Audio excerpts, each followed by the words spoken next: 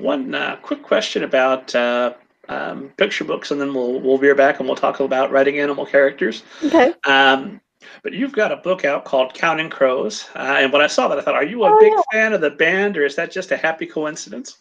yeah. It was a little of both. I do like their music a lot, but just the idea of counting crows. I mean, I had that idea for years. I mean, I keep a folder on my desktop called ideas. It's just, and I keep a running list of ideas. And the truth is, ideas are not the same thing as stories. So I've got lots of ideas that may or may not be turned into a story or even have a story in them. But just I just had this image of crows counting things, and how fun that would be, to have a picture book of these crows that count. But for a long time I couldn't figure out how to approach it. I didn't know exactly what how to enter the book, or what the crows would be counting.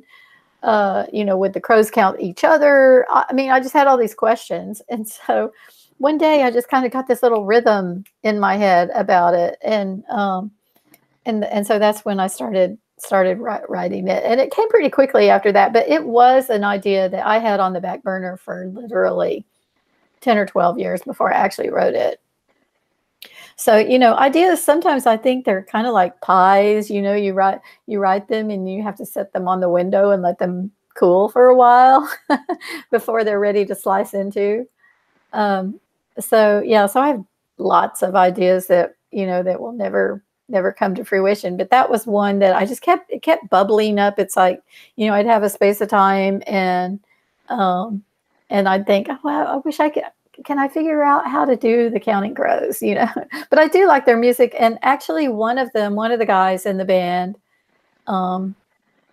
gave it a shout out somewhere. I can't remember, but it's been a long time. But yeah, it was fun. It was fun to see. Awesome. Yeah. Yeah. Well, I lied. One more question about picture books, and then we'll Yeah. talk animals. Um, at this stage in your career, you're the Kathi Appelt. You've been doing this for a while and very successfully. Has it changed how much input you have in terms of putting a picture book together, in terms of what the illustration is going to look like, versus when you were first beginning and just kind of hoping for the best? Or is it still kind of hands off? You do the book part and then step back and let the illustrator take over? Uh, as far as change, I don't think so. I try to stay out of the art part of it, unless there's something that just has to happen on the page that is not obvious in the text.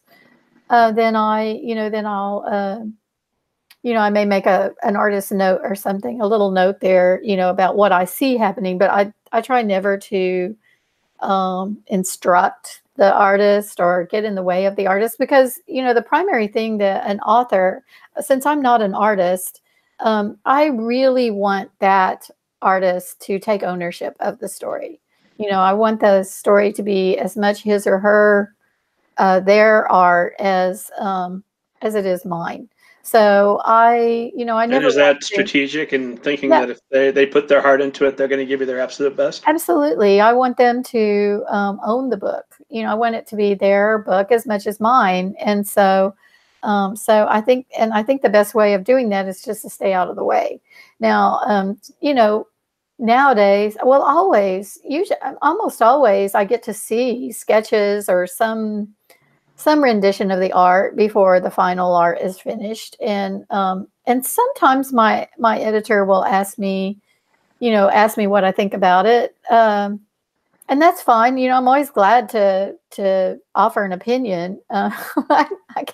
I love giving my opinion, but I do try to let the artist own the book, and it's their art. And I love seeing the final art come in. It's always so wonderful when the art comes in. It's just so dazzling. I think picture book art is just some of the best art there is. And I always we all have to remember that for a lot of kids, a picture book is their first experience of representational art.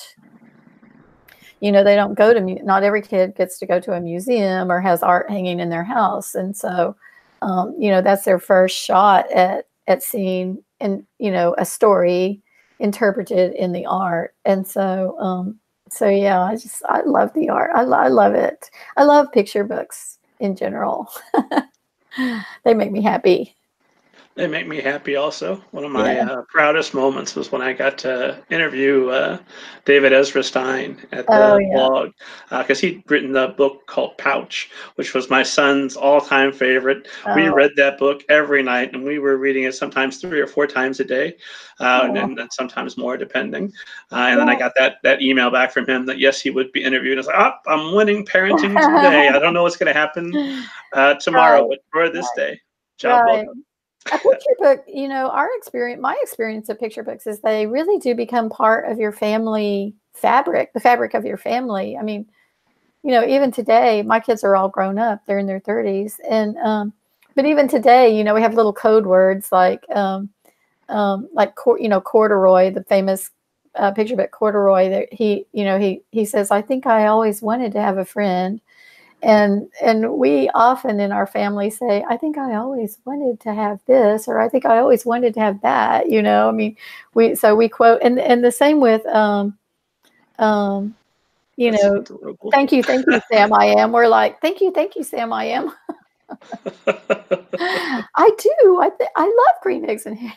You know, I mean, we have those sayings in our family. So I'm sure every family has them. Every family who has experienced a wealth of picture books, that is. So, yeah. And that's how you know you're winning parenting. If the sayings that your family has are coming from books, you're doing Right. something